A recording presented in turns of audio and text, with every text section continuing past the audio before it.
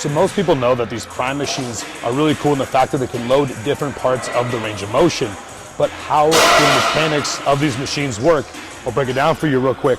Quick recap here, this top peg loads more of the length and range of motion. If we're looking at a row machine here, it's gonna load where the arm's most extended. This middle peg's gonna load more of that middle range of motion, and the bottom peg's gonna load that top end of the range of motion. How this works is we need to look at the axis of rotation and where that load is being placed to determine where it's being loaded the most. The furthest perpendicular distance between the load and this axis of rotation is where that load is going to be the greatest. So in the case of here, you can see the lengthened position, this arm straight, is the furthest distance from this axis of rotation. This middle peg is going to be a little bit less there, and that bottom peg is going to be the least amount of resistance there.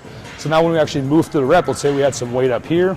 As we come up, you can see that this peg is actually moving closer to this axis of rotation. As this peg moves closer and ultimately almost nearly vertical with it, that's going to be a large drop off in the load. So now we have not a lot of weight as we're finishing the rep if the weight was being applied up here.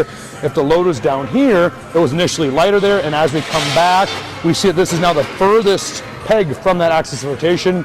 Therefore, this is where we're going to feel that load hit the greatest. So quick breakdown for you guys, because I think it's super important to understand how these machines work so you can understand how to properly apply that and program that in your training.